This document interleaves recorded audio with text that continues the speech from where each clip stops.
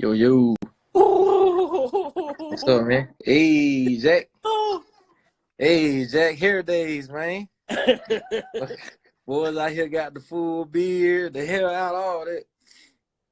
See, I got my shades on in the crib. I'm cheating right now. Yeah, I dig it. I dig it. Hold on. I'll get my shit together. I saw you in Slim and all that. My bad. I ain't rapper enough. I'm in there. I'm in there now. Hey, you shit. How you holding up over there, man? Man, I'm good, man. I ain't doing shit but being productive and trying not to make no more 2K players. My God, bro. How many 2K players you got right now, man? All of them, bro. Like, I think you can only make 9 of them motherfuckers, and then you got to start deleting one. Like, but I got like 9, and then I got some in the wing that I'm just trying to figure out if I want to create or not. It's a terrible habit, bro. That shit is bad. Look, man, for that don't know, Big K.R.I.T is a fucking super gamer.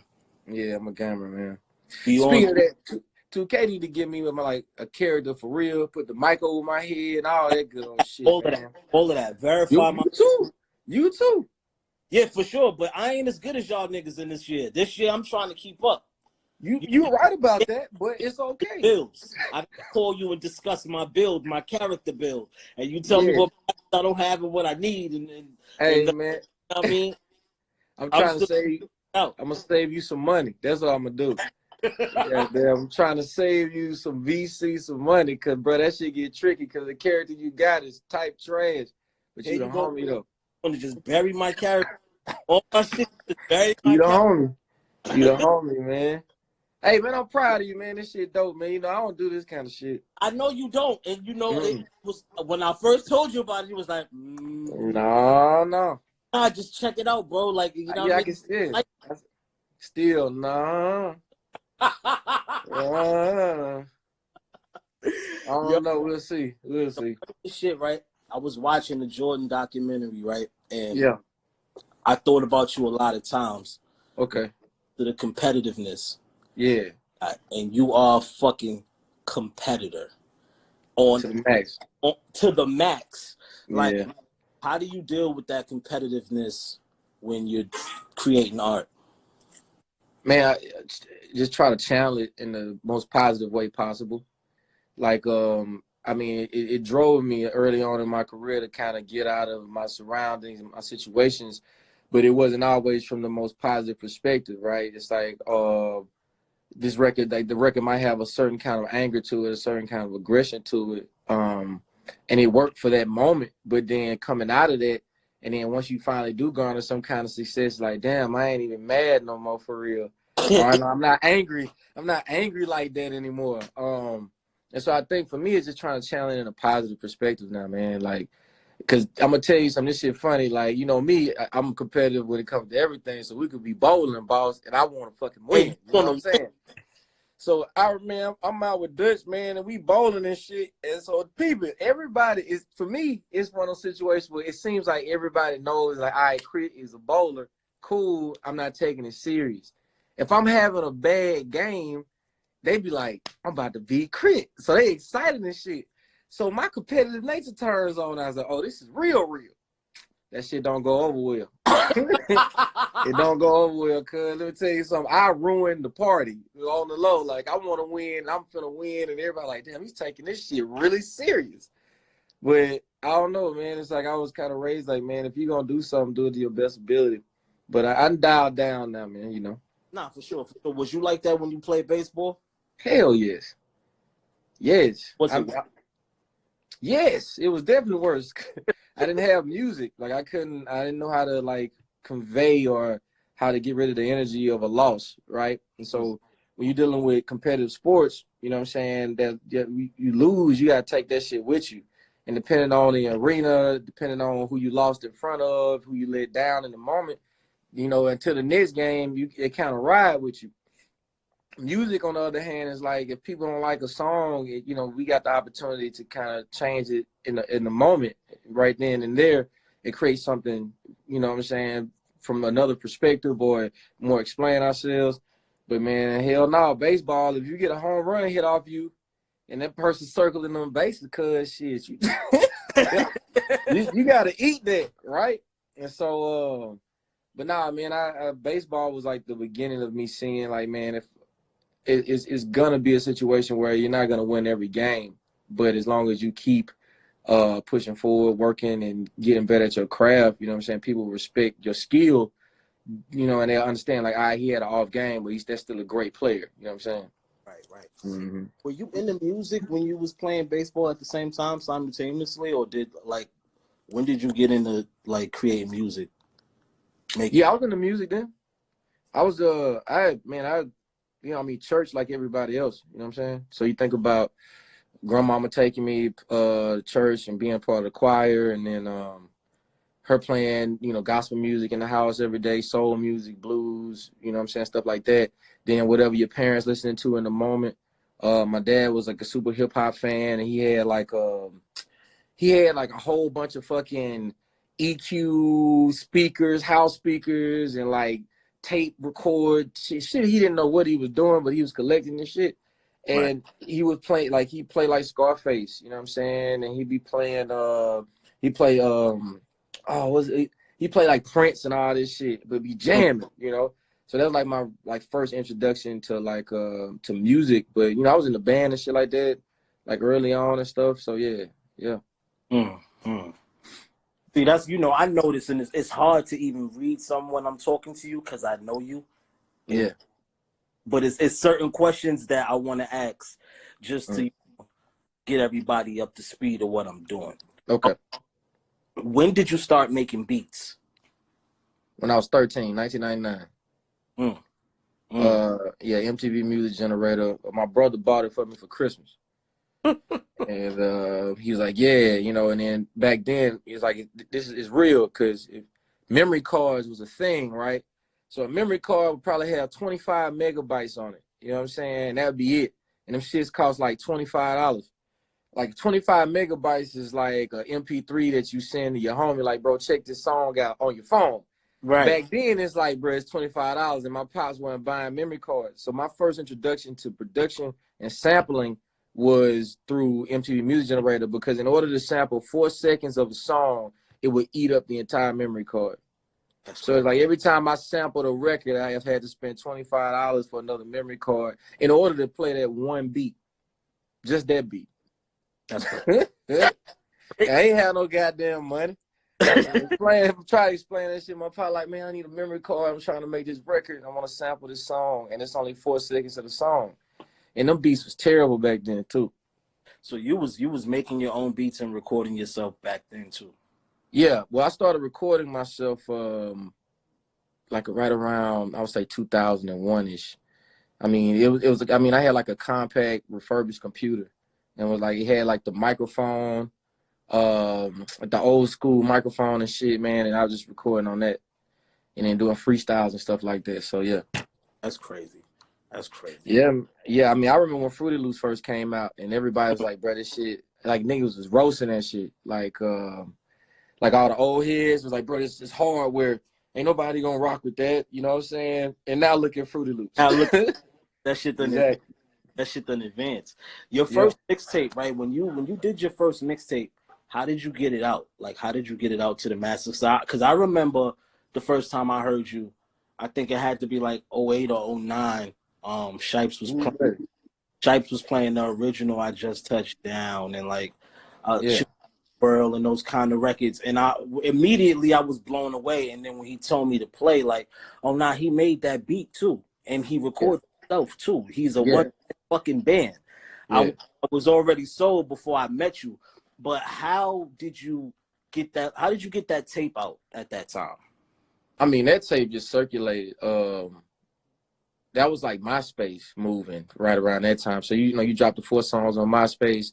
You know what I'm saying? And then I was making beats for a lot of different people. Shout out to all the people in the service, man, because there was a lot of military cats buying beats from me. And then sending me the record back to mix it for them. It was crazy. That's crazy.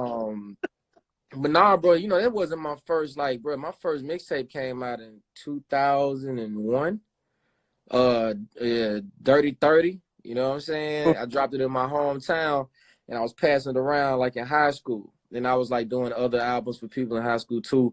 Then See Me on Top 1 came out in 2004. So that was when I first started like popping, or like people starting to hear about me in Atlanta. And it was this song called They Gon' Hate Though. And it made it on the DJ Folk From the Trap to the Stroll mixtape. And the cover had Jeezy and damn, they had Jeezy and Trick Daddy on it. And I was like, damn, nigga, I done made it. You know what I'm saying? I done fucking made it. You know what I'm saying? And from that point on, I moved to Atlanta, and then it's been a battle.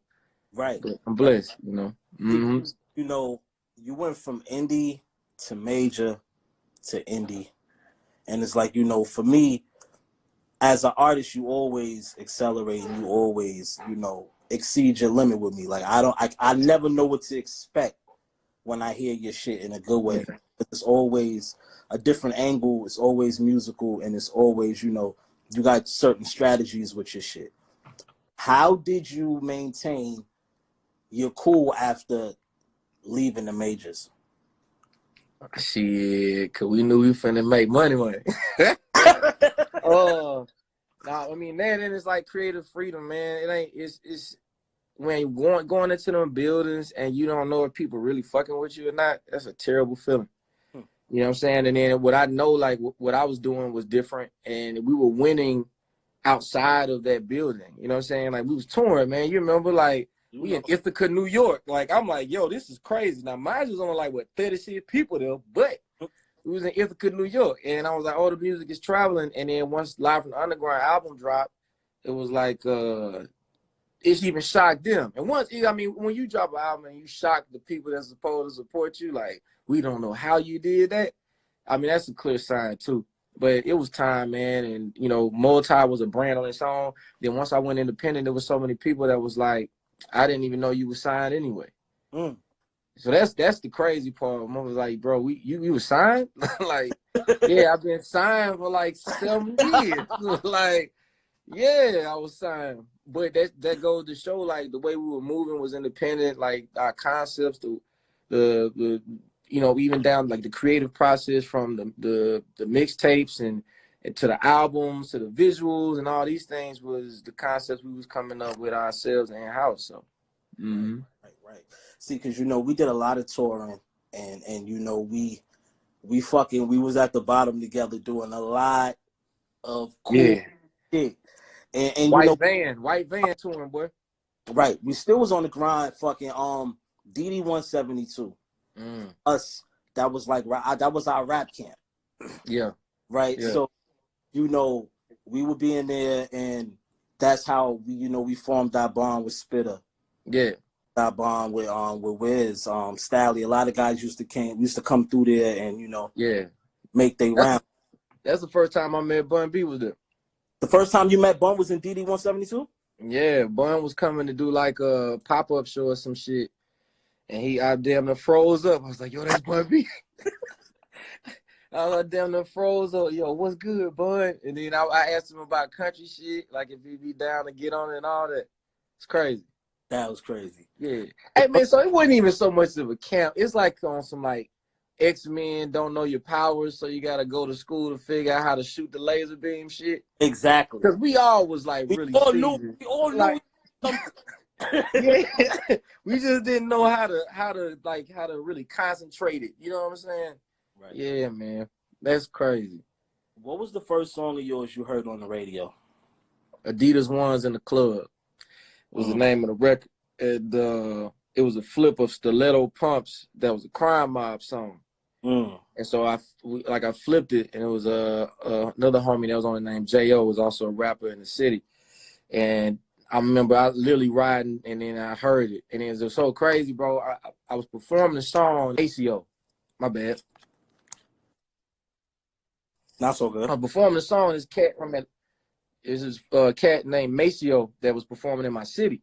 So the song was Adidas One was actually popping on the radio and shit. So I go to perform. Now, mind you, I lived across the street from where the show was happening.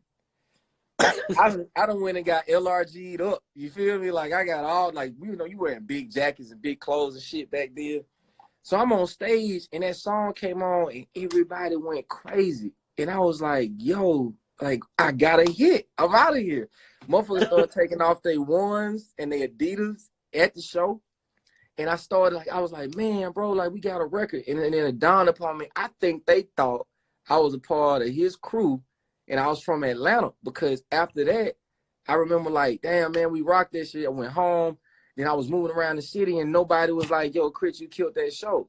I think they thought I was like a cat from Atlanta that came down and I had a record on the radio. And I remember I was working at like City Trends and some shit like that. And somebody was like, yo, man, you got that song on the radio, don't you? And I was like, yeah, bro. It's like that Adidas one. I was like, yeah. And then I quit after that. I quit the next day. I was like, man, ain't no way in hell they gonna rock with my music and I'm in City Trends. So I quit. Yo. Yeah, stories, bro. Yeah, stories. You know, I'm gonna get into more stories, like how you conned me on eating crystals. Woo, bro. Hey, and that shit destroyed my whole life, nigga. So this is what you gotta understand. I didn't tell you to eat that shit. Nobody told you to eat that shit while we was on the road, first off. Nobody told me that them fucking wings was going. That wasn't food, bro. Were they good though? At the time it was busted. I'm like, yo, this shit is good. You like, yo, slow down. I'm like, man, whatever. Hey, man. I think it took 6 hours, man. That shit started digesting some whole other. That was some whole other shit right there. Hey, so you ain't telling a story for the people listening, bro. You woke up in the morning like, yo, booby, we gotta stop. I was like, what we gotta stop for? It's like, I'm going through it, bro. It wasn't no look, bro. It was like we was down bad. We was in some rural part up north. It wasn't nowhere to stop at and shit. Yeah, Crystals ain't got no business selling wings, no goddamn way. I was fucking miserable. I never sweated like that in my life. That's one. So that voyage right there, yeah, serious shit. You know, I always tell people being on the road with you, with Spitter, with Method Man, like I learned a lot of performing from y'all niggas. Yeah. As far as, you know, like we call it rap fool, even the rapper hands and shit. Like, oh yeah. And it was always inspirational for me to stand at the side of the stage and watch y'all niggas perform because I always stole little tricks. Yeah. From all. What was it like? What is it like when you go into performing? What's your state of mind and what's your strategy like going into performing? Man, you know, I'm a nervous wreck before I get on stage. What? I'm a nervous wreck. I'm quiet and shit. All the time though? Is it always? It's like every time I get on stage, it's like the first show I ever did. And it's only because I want to do great. Like I want to give people the kind of show that I have in my head, like the way it plays out. And then, you know, like making sure I don't mess up on the words, because what people don't realize with us, it'd be the instrumental playing. Like it'd be the hook and then it'd be beat and then the hook again. So if I fuck up, you gonna know. Right. And you remember so people though, I remember when me and you both was like, oh shit, we gotta do that. Devin the Dude, South by Southwest 2010. Yes. And Big Son was there too. Devin got on stage and was doing scratch vocals, like all that. He fucked my whole mind up. That's another nigga that I learned from because he's fucking different. Bro. And then he is on DJ, rapper. Yo. That nigga could bebop, could beat, and rap. And that's when we realized, like, hold on, this is the way you're supposed to do it. You know what I'm saying? And it became a challenge. And so when these songs is like, if it's a set, it's an hour, and I got 20 records, shit, that's a lot of rapping. That's a lot of words, a lot of thoughts. And then I'm jumping up and down, and I gotta have that energy. You know what I'm saying? So yeah, I get nervous, bro, but I've been blessed, man, because the support, the crowds have gotten, it's crazy. You know, it got crazy, bro. Because you got a stage show now, nigga. You got nigga, the strippers, you got a whole little strip pole coming down. Yeah. Let's like very artistic dancers. Artistic dancing. Dancers. Yeah. Shout out to Dom Kennedy and this motherfucker. They both just checked right now. two of the homies. But yeah, bro, like, you know, I always say it's an experience going to a Big Fish show. Mm. You know, and like the themes always change. Yeah. And that's something that I appreciate and admire from you, because that's hard to do. I don't think a lot of people know the sweat equity and the dollars go into getting that shit done. You know what I mean? Yeah. Like, I know it's a lot of pressure when you do that shit too. How do you alleviate the pressure? Well, I mean, first off, I definitely got to get a shout out Dutch and Steve-O. Steve-O GFC, Dutch, you know what I'm saying? Because Steve definitely creatively is, you know, going to be there for me to like, be like, bro, is this even possible? Like, how do we, you know what I'm saying, curate this? Or he'd be like, yo, bro, check this picture out, or this artist, or this painting, you know what I'm saying? And really, you know, kind of inspire a look to be attached in the beginning. And be like, well, how would you give it your spin? Or how would you feel about something of this nature? And then they kind of get my thoughts processing outside of just the music I make. Because, bro, you know, after you do an album, man, you kind of like fry it creatively.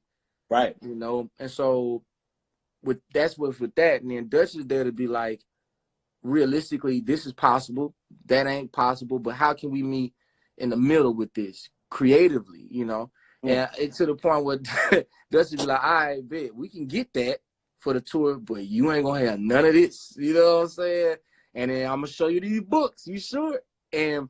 But it's realistically, it's like it's needed for me, you know what I'm saying? Like, to have the people that I work with be so kind of honest, and all of us be creators at the same time too, and know that it's growing processes and stages with this. Like, yeah, everybody want the fucking floating stage Kanye got and shit with the lights and all that. It ain't gonna happen in the beginning, right? But people needed to see where I came from up until now.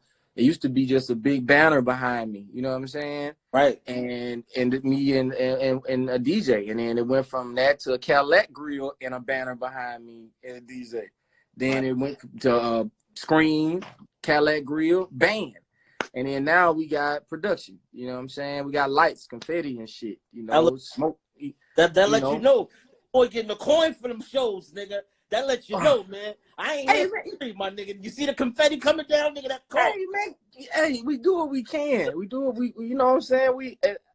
We invest in ourselves. You know, you're independent, you know, that's what you do. But for me, it's like I never wanted to make music and shortcut people. Like, it was like, man, I put so much into the album, I have to make it come alive. And so that's what I do. Like, it can't just be musical in the sense in your car. When you come to the show, it got to come alive too.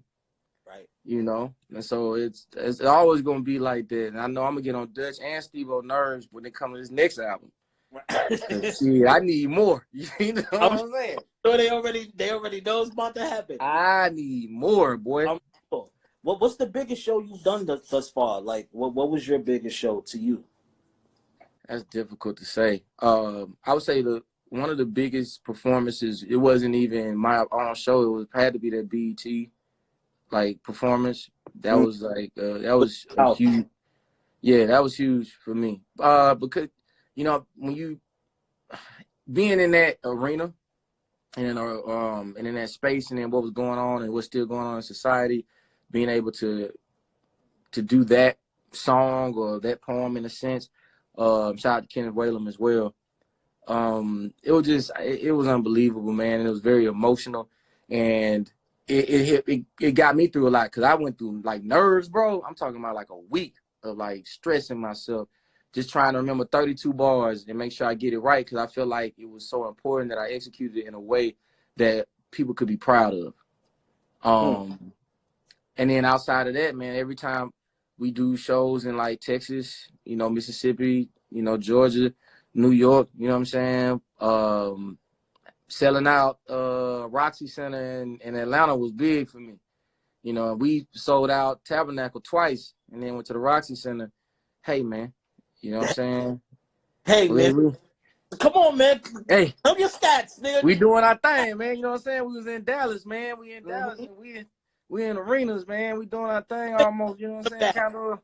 Activate the arena badge. Boys independent out here in these streets, man. Damn, we doing our thing, man. We showing love and people support. Shout out to Damani Harris too. Shout out to Rhapsody. You know what I'm saying, on that tour.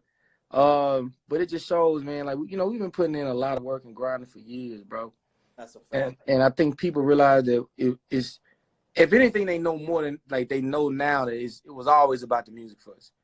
You know, and it's so beautiful because we go to these cities and we run into these DJs, man, that I've seen when they were just starting and now they program directors and all that, and they know that it's still love and I ain't never switch up, and it didn't matter what record I had on the radio or whatever. It's like, what's good? And it's the same vibe because we survived, you know, in this shit, man. Now, you know, you put me on to a lot of musicians. You put me on Harold. You put me on to Terrence Martin. Like working with the legendary BB King. It was amazing. Bro, okay. It's some stuff you just be like, man, I can't believe this is really happening. Exactly. Right? Exactly. And I ain't gonna. It was some artists that were way more established than me that had tried to get BB King on a record, and it didn't happen, right? And then I even had one really established artist tell me it wasn't possible. You know what I'm saying? Like, nah, it's not gonna happen for you. It didn't happen for me, kind of vibe. It is what it is. But I mean, bro, when I walked in the room and I saw him, like I physically saw him, I damn near walked out the room again. You know what I'm saying? It's like I walked in, I was like, man, get the fuck out of here, man. And then walk out kind of vibe. And it just brought back so many emotions because I knew, like, my grandmother, she was an A&R in her own way. And that was like the first artist she put me on, right? And to the point where if you walked into my house, like when I grew up at my grandmother's house, like the wall has big ass BB King poster when he had like a Jerry curl. Like that's how big a fan she was. She had this big poster of him. And so he's there and he vibing and he's just telling all these stories about Lil Stevie and Lil Mike. And I'm like, he's talking about Stevie Wonder and Michael Jackson. You know what I'm saying? Lil Mike. Yeah, like he's like, yo, you know, when I was out with Lil Stevie, you know, I'm like, oh my God. And just told me, like, stay on the road. He's like, if you don't do nothing, man, like, stay on the road. And he was touring even then, like he was still touring.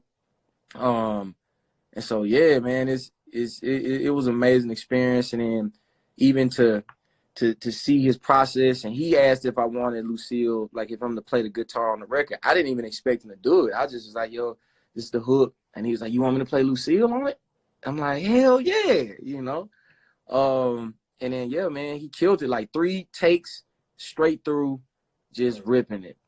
And it's so crazy, like, to have a session and I can hear his penny loafers tapping because he was keeping time and shit. And it's these small things like, yo, that's BB King penny loafer tapping and shit with the guitar. Yeah, bro. That's crazy. That's like, shout out to Jason and Rose. Shout out to Jason, definitely. And Rose, yeah, man. Yo, you know, another one of those I can't believe this is happening moments, because we got a lot of them together, but we went to go fucking eat with Spike Lee. Woo! Got drunk with Spike, right? Now, how the fuck, because, you know, I remember our conversations with Spike, and sitting there, I was just like, I can't believe this is really happening. Yeah, How the fuck happened? I mean, well, it's because he was supposed to be doing the Praying Man video, and it didn't go all the way through. But I ain't gonna go too deep into what Spike said. But Spike gave me some information that, at the moment, I couldn't really digest what he was saying, and it frustrated me in a sense. But now more than ever, I get it because I had this super chip on my shoulder about, you know, Mississippi and how people view Mississippi. And he gave me some very valuable information, and it was unfiltered. I think, do you remember? It was very unfiltered. And I had to listen and deal with it. And then, you know, looking back on it, he was right. Like, hey, man, you know, and it definitely helped me, like, further on thinking about that shit. And the crazy shit, we wasn't even eating. Did we even order food? I don't remember, because we had ordered, though. I know we was in an Italian restaurant, so we had to eat something. I just remember we was drinking red wine and Spike was talking shit. We ain't order shit because we was just fascinated that we was even sitting down having this conversation with him. But he was definitely eating. And like he was he started with the salad. Yeah. He looked at us and said to us like, "What's up, man? Like what y'all doing?" Like, nah, nigga, we not eating. We over here like we can't believe that's this what shit we were doing. We were soaking game. Who was hell nah, man. I couldn't believe that shit. I couldn't have ate. I probably was drinking though. I damn sure had a drink or two. I probably sold up, goddamn, in the way. I think that was the case. Who was the first artist that co-signed you? Where did you get your first co-sign from? First artist that co-signed. Oh man, damn, what's the homie name? He's a part of Addict Crew. I can't think of his name right now. Jimmy Swagger was a producer for Addict Crew, and I can't think of the homie name, but he from East Point, and he was one of the first artists when I came down to Atlanta that was like really rocking with me. Big Floaty. Big Floaty out of Addict Crew was like one of the first artists that was like rocking with me and like production, all that. And I think that was like one of the first placements I got. You know what I'm saying? Like was right. Album and shit. You got your hand on the mic. I can hear you. What's that now? Not it. All right. Yeah, no, I'm saying Big Floaty out of Atlanta was like one of the first artists that was recognized, like Addict Crew and stuff like that, to like really kind of show love. And then, I mean, out of Mississippi, we talking about who I worked with at the time. Kamikaze. I worked with Kamikaze at the time. I worked with who else? Oh man, Top Dollar, Money Black. Big Son was one of the first artists. Actually, Big Son might be the very first person to co-sign me. Big Son, first person to co-sign you? Big Son. Shout out to fucking Big Son. I was 13 years old. Son heard a tape I did rapping over, 13 or 14, rapping over the Clip's funeral beat. It's crazy. And from that point on, he was like, you know what? Like, yeah, you gonna hang around me. And yeah, and then he showed me how to write bars and all that shit because I didn't understand like bar structure. That's crazy. And we got a lot of classic joints together too, me, you, and Son. That's yeah. I'm gonna tell you, man, y'all two motherfuckers I'd never take lightly. You always say that. Nah, I mean because it's the thing, right? Like I know the degree of like cadence carrying that y'all garner, and then I really don't have time to like. And we write and then we discuss, and we know we'll go like, "Hey, bro, check this bar. This shit hard. Check this bar out." As soon as I get my first, yo, what you think about this? What you think about this? Hey, man, it's great sparring, bro. It's really great sparring, but you got me fucked up because I know y'all will bury me, and I don't got time for it. So it's like, you know what? We just gonna be fighting it out. You know what I'm saying? Like when two indestructible things kind of situation. Nah, you the X-Men that got all types of tricks like that bit on Underground Airplay. I fucking sing on your. I will harmonize my. I do what I do and keep how I do it, cause I know you about to come with some whole far left shit. I'm about to be like, I knew I should have went. I knew I should have went after this. Hey man, my name ring bells. From Belgium. From what I said, my name ring bells from Wellington to Belgium. Hey man, come on. That shit was good times. Good times. Great times. Mm-hmm. You know, you're one of my best friends on and off this shit. And it's been a lot of times where I get into funks. Okay. Where I don't want to be on the Instagram. I don't want to talk to niggas. I don't want to play the game. None of that shit. Mm-hmm. And you know, when I get into these funks, you're one of the first people I call because you always walk me towards the light with some type of silver lining, with some big crit logic all the time. Yeah. And I feel like we that for each other. Yeah, definitely. How do you deal with that shit? Creating music and having the pressure that you have to deliver. Man, life experiences, man. I'll be honest with you, bro. Like, I do feel blessed that I can keep coming up with like content or subject matter conceptually. I'm still hungry, but every day something happens that I didn't expect, something that I may not be aware of, or feelings, emotions, and the only way I know how to talk about it sometimes is through music, right? Mm. And it could be one conversation that we have and then it turned into a song. Like drinking sessions was a real thing. Like I was feeling a certain kind of way. I wrote that intoxicated and then I talked about how I felt. And I didn't realize then it's like, oh, how many other people actually can relate to that, right? Like, damn, like, and so it's this moment where you don't feel so alone because as artists, it's so easy to put yourself in a position where you can make yourself feel very alone. You know, we say it all the time, man, you be in a room full of people and you feel like you're all by yourself, you Don't know? hear the noise. So that's Yeah. So for me, it was like, how do I create this, this net, or how do I become so transparent in my music that when I go out and about and I'm doing interviews and stuff like that, that I'm truly being myself. You know what I'm saying? And I'm not really hiding behind like the perception of what you saw on the album or what you think of me or the clothes I got on or the jewelry. But no, like this is really the person that I am. And it's been a beautiful ride, bro, because we can be ourselves and do these interviews and then kill these freestyles and then go hard on these records. And it's never taken away from who we are as individuals or our integrity. You know what I'm saying? that's a fact. That's a fact. Now speaking of freestyles, right?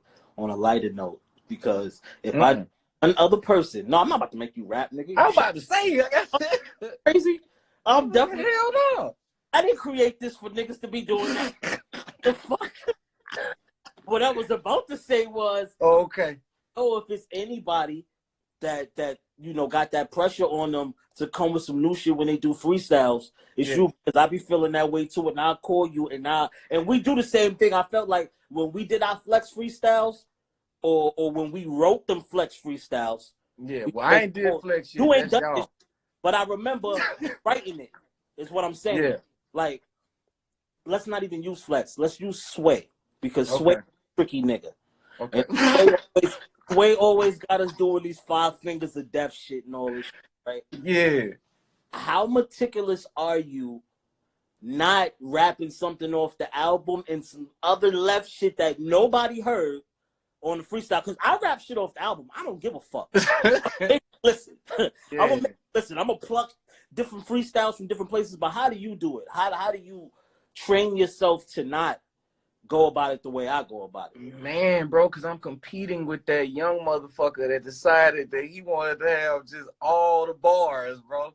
Like I had, bro, when we, bro, 2010, 2011, you know what I'm saying, bro, we had all the bars, like Fact, freestyle, let's go, like, you know what fact. I'm saying, couldn't Cypher. wait, Come on, let's couldn't cypher. wait, let's do it, kind of In the shit. hotel room, sharing the room on the road, talking about cypher, cypher. Look, niggas on the back of the bus Hell, doing the Smack DVDs. Remember that? Smack families on the back of the bus. bro, like man, and then you know it's video of old school video of y'all freestyling, you Mickey facts and shit, Right. numbers and you know what I'm saying, like, bro, we come from that school and that era. But what happened and what happened for me is, man, I dropped a lot of mixtapes and shit. You know what I'm saying? Like a lot of music, a lot of verses, bro. And so what happens is, it's like, damn, man, I'm finna go write 164 like bars real quick, and you know what I'm saying? Try to commit this shit to memory. You know what I'm saying? And you know, I got to the point I just started saying no, or I'm going off the dome. Like, bro, I got a lot of verses that I went off the dome. And so this the thing too with the freestyling shit is like the off the dome is way more difficult. You know what I'm saying? Like, and then to keep it going and then not be so generic, man, it's not an easy thing. But I mean it's a part of the culture, so I got select places that I'm gonna do it. But other than that, you know, I don't do that shit, Smoke. Yeah, that's You freezing my nigga. up, broski? Nah, somebody's calling. It'll go away. Fuck my whole train of thought up just now. That's the only fucked up thing with live. You feel me? And I'm glad I'm talking to you because my imperfections is perfections right now. Hey man, look, I told you, bro, I'm proud of you, man, because this is, me. I don't be on this shit. Look, you don't do, you do a lot of interviews when you doing press runs, but very seldom can somebody get you to do something like this. I know I got to play all my cards. If I'm trying to aim at, I'm pulling all my motherfucker with me, and we gonna get this shit going. At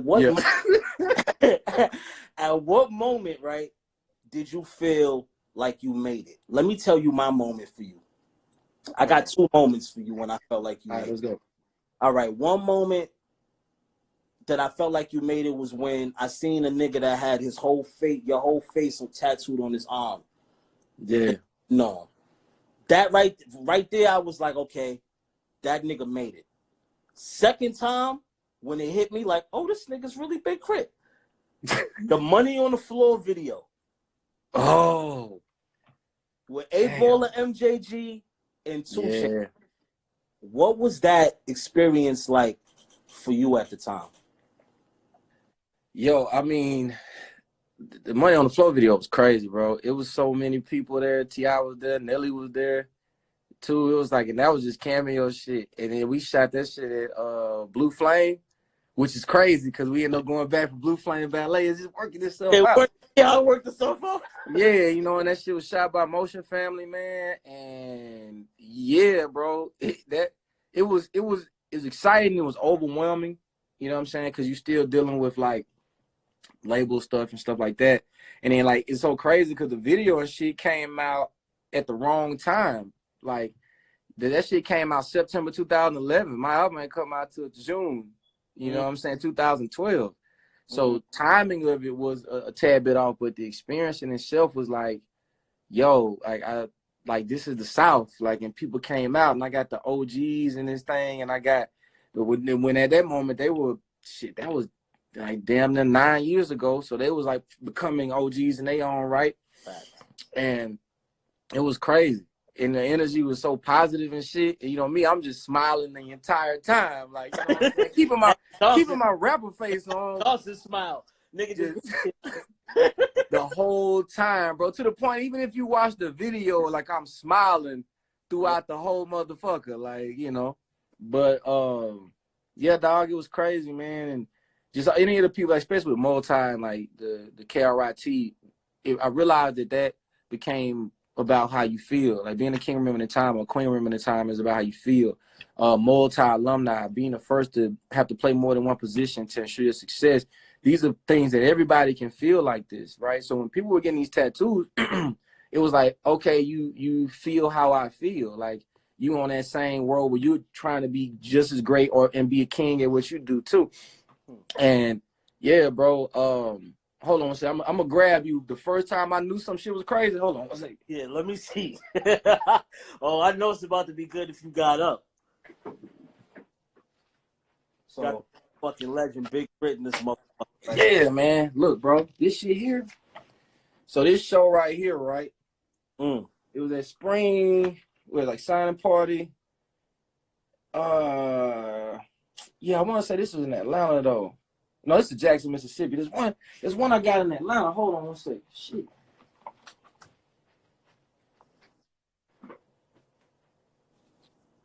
Man, that thing might be downstairs, bro.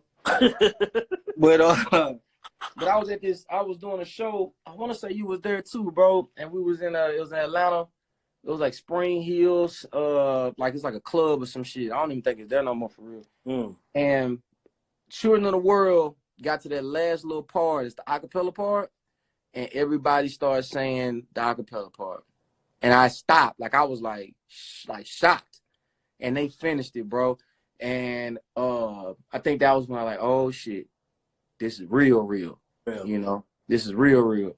Oh, another you made it when we went to Mississippi, and you got the key to the city. Oh yeah, bro. I don't be keeping my phone charged for shit. Oh no, it's all good. That was Yeah, nah, I got the key to the city with my fam. Yeah, at the Frank Cochran Center. And then Tabernacle. Forever's a mighty long time tour. Tabernacle, bro. I walked out and it was sold out. And Tabernacle got like a third floor too, and it was just so many people and everybody, the energy in that thing, bro. And I had to go. I stopped it. You know what I'm saying? I stopped and started laughing, boss, because I just couldn't. It was so overwhelming, the excitement and the energy and shit. And everybody else started laughing, like, damn, bro, like we really made it. Like, yeah. Right. The first time I ever performed in Mississippi was with you in Jackson. I might have been the first Harlem to perform in Jackson, Mississippi. I felt. Let me tell it. Yeah. But but you know, nigga, we 10,000 hours in, bro. So we approaching the 10-year anniversary. Yeah. And I'm proud of that project because I was a part of it. Yeah. Did you see it being as iconic as it is back then, right now? It's nah, I mean, bro, it was like the last hurrah, bro. Like that was like, man, if this don't work, fuck this. You know what I'm saying? That's why it was so many records. It was so many songs. I was like, bro, I'm putting every last song I got left on this motherfucker. That nigga wrote the whole bank. Nigga said, "Oh no, I'm betting the whole bank on this." All of it, bro. All of it. And so shit, like I knew it was crazy because, well, I mean, I'm in New York and you know, No Wheaties happened. Like that was like one of the last few records that happened, you know. Then I ended up playing a lot of the album for Shy Money at the time because Shipes had introduced me and all that. Then you and Steve-O around, and so I'm hanging out with you, and it's just all mind blowing. And I remember one time, man, I had to be lit though. I was up there and I was just looking out the window and shit. And I was like, bro, I can't believe I'm in motherfucking New York right now. Like that shit. I was like, yo, this shit is so crazy. And but I knew when No Wheaties, when we did that record, it was special. Like he was like, oh shit. And yeah, then we dropped it, bro. And then it was pandemonium for me. Yeah, it got real. Monumental. What was your feeling like when you got the freshman cover? What was that pressure like? Believe it or not, bro, it wasn't even pressure. It was more like, damn, man. Like it was bittersweet in a way because it's like, man, I had already been rapping for like damn near 10 plus years already. You know what I'm saying? Like, and then that's why like having the K.R.I.T, you know what I'm saying, on the jacket was important because all my covers was more about the music than how I look. So everything was like all about being artistic and the name and the brand instead of putting my face. And so I'm there and I'm like, yeah, I realized that I still had like a real battle ahead of me, you know, because it was just like the aspect of the industry and the labels and that was a game that I wasn't prepared to play, or I didn't know how to play, right? And so everything was for me coming from a very humbled, like, hey, what's good? How y'all doing? Like kind of vibe, you know, but there also is like aspects of the game where it's like, is who you know and how you know them and how that helps, you know what I'm saying, sometimes too.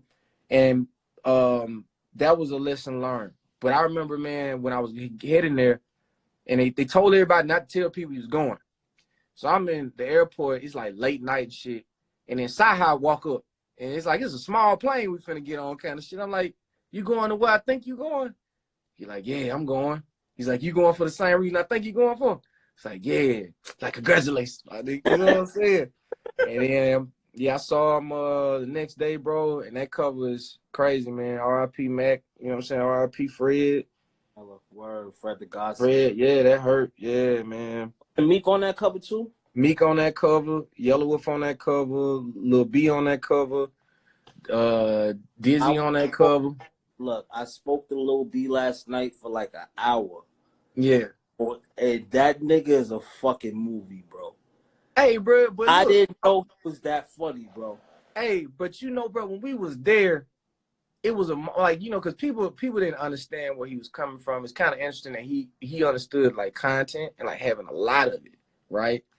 And so, you know, motherfuckers thought he was crazy. You know what I'm saying? Like, we like, oh man, this boy, bro, he was there and he was dropping so much information. Like, yeah, I'm telling you, like the internet and this and this, and then people want to see this. And I was like, yo, this man, he know exactly what the fuck he doing. Exactly what he's doing. Yeah. Oh, for sure. Shout out to fucking Lil B, the bass guy. Yeah, the bass guy. Yeah. Hey, yo, I did a show with him one time, man. I fucked up on my lyrics so bad. I did rotation verse twice. Like, I did the second verse twice over. It was just, yeah. And he was like, K.R.I.T, I heard what you did, but that shit was slick, though. I did that second verse twice, bro. I was like, I ain't have it. He will be the one to catch it. Yo, what was your thought process making a record like The Vent? That's one of my favorite records from you. What was you thinking when you went into making that record? Man, that really, like, I was, what I was doing. At the time, it was the anniversary of my grandmother's passing. And then I wasn't home. I wasn't in Meridian, nothing like that. And I didn't even realize it. And sure enough, like, you know, I just had this feeling of wanting to write and like had like very emotional. And I actually sampled the record before you heard it the way you heard it, right? And I was like, how it's not working. And I had like made it kind of moody. And I remember playing the instrumental to Wally Sparks. And he was like, yo, you need to rap on that, right? And I was like, all right, yeah, I'll do that. But I was just having this week where I just didn't feel good, man, and just kind of down and out. And then my dad called me one day, and I was actually finished the song and like rapped it to him because that's what I do. I called my partner, like, yo, tell me what you think. And he was like, man, I ain't want to tell you, but, you know, it's the anniversary of your grandmother passing, man. Maybe, you know, that's probably why you feeling the way you feeling and all that. And so the whole song is like just me talking to her about how I was feeling in the moment, what I was going through, even getting to the very end of it and just really singing to her. And that record actually wasn't supposed to go on Return of Forever, but I was like, yeah, I got to put this on there. That and Free My Soul. I was like, these two songs have to go on there. That's my shit. Both of those records make me feel the way. Do you perform it live? Word. Yeah. You know, you pay attention. You're meticulous, and you pay attention to your craft. Probably one of the rarest artists that I ever met that, you know, you hear every single thing in a mix, and you'll tell me, yo, and I think the mix is perfect, and you'll be like, nah, you need to turn it down a little bit, and I'll be like, nah, but you know, when I take it to somebody else, they'll repeat the same thing. How important is it for aspiring artists to make sure their records sound good? How important is the mixing process? Okay, to me, and for me, it's 100% important. Like it gotta knock, it gotta sound good in the car, it gotta sound good in your headphones, it gotta sound good in the club. You know, I do understand what it's like when you don't have all the components that you necessarily need to get the mixes that you hear on the radio. You know, but you still kind of should go out of your way to create something of mix-wise, something that feels like that. The reason, like, radio was like a testing ground for me. If I could make something that sonically sounded like everything that was on the radio, as far as like mix is concerned and quality, that means it would be easier to put my music in that same world or in that same realm, right? And that's just how it is. Like the way I do my takes, the way I cut the hook, the way the kick gotta sound, the snare gotta snap, the bass gotta be there and hard, but not in the way. You know what I'm saying? Like, to me, these are the kind of things that make a song easier to keep playing, because it could be one fucking frequency, bro, and it can kill the shelf life of a song. Like one sound can make it to where, yo, this song jamming, but that hi-hat just, you know? And so I'm aware of those things, and I try my best to not put anything that isn't sonically pleasing to your ear. Any sounds, like synths, it's so easy to use a synth and fuck it up, like straight up, you know? And I learned a lot of that from soul sampling, man, or sound like soul music, because they used exactly what was necessary, and that's it, man. Right. What's a better tester for you, the car or the club? The car. Why? You spend more time in your car than you do the club. Just wanted you know. Yeah, you know, she is, you know. Yeah. Hey man, and then I wanted to make the kind of albums where you could put the album in and it can get you from, like, if you're taking a long drive, you listen to my whole album all the way through. Right. You know, and don't skip a beat. And then even sequencing is a big deal, man. Like, what song should go after that song and how should it blend, and all that's a science in itself. Right, is streaming important to you, bro? Streaming is that's a tricky thing. I personally, it's like a bittersweet situation because you try to figure out it's like a what is real and what isn't vibe, right? Who are the people that are playing that song that much? You know, how many times did my phone just stay on that record even though I stopped listening to it, kind of shit, you know? Right. But it gives people opportunity to find the entire catalog and then enjoy it. I mean, when you had a CD and the CD got scratched, bro, you just dead in the water. You know what I'm saying? Like, you gotta go get another one. So streaming has made it to where my catalog at some point will be more easily accessible for independent artists. It puts me in a position to then monetize everything that I do, and grow without needing a large amount of marketing dollars. So everything that a label would normally have to promise you, you know, back in the day, is not necessarily a promise now, because the song is great, is jamming, then the numbers will show. You know what I'm saying? And people will find it, people will catch on to it. So I think that's what streaming has lended to people. But I don't really know what that means in the sense of going platinum, going diamond anymore, because back in the day, it had to be a physical person having to go buy the music, when now, you know, streaming is the thought of somebody playing it, you know, more than once. Right. So you kind of sort of pay attention to the algorithms just to know, because, like, you know, you're predominantly, like, I know when you go through Texas, you sell out all the time. Mm-hmm. So I got to think, you know, a lot of people in Texas are streaming your music. So I'm pretty sure. Yeah. Yeah, I mean, yeah, but we also we do the work through touring. So you realize people rocking with your music because every time you go to the city, the venues get bigger. Like, that's the old school way of doing it. Like, or the venues get smaller, or you don't even end up there at all. You know what I'm saying? Like, you know what, the promoters don't want to, you know. And so that's the interesting thing about streaming is you can stream 1,000,000 times over, but people might not show up to your show. You know what I'm saying? So that's the catch. Right. That's the tricky thing with that. Like me, I enjoy what streaming does, but I'm still very much like a groundwork, you know, performing kind of artist. Don't want to lean on it too tough because I still want it all to even out. Like, nah, man, if we stream this much shit, I want the show to be that crazy too. That's real shit. In your humble opinion, right, what do you think is the best way for aspiring artists to be heard? Man, building your own platform, man. Building your own brand. I mean, social media has made it to where you're going to get heard, but it's the wild, wild west, right? So what makes you stand out? You know, it's very easy to copy and paste. You know what I'm saying? You can go look at what's going on right now, triplet hi-hat, kick drum it, 808 snare it, auto-tune it, and create that. And then even if it takes off, then now you're stuck in the system of trying to stay, you know, keep up with everyone else, you know, or stay on the radio, versus you get it out the mud, you create your own brand, your own sound with your homies, your partners, the producer that you've been working with. And over time, it Lord willing, it becomes like a Neptune situation or an Outcast situation, right? Where everything they did was a hit. It wasn't no misses because it was their sound. A Timbaland, everything he did was a hit. It wasn't no misses because it's his sound. Same with Missy Elliott. When you become that involved and that creative, like, you can't miss because it's you doing you. You know what I'm saying? So that's some real shit. Coming up, what artists influenced you the most?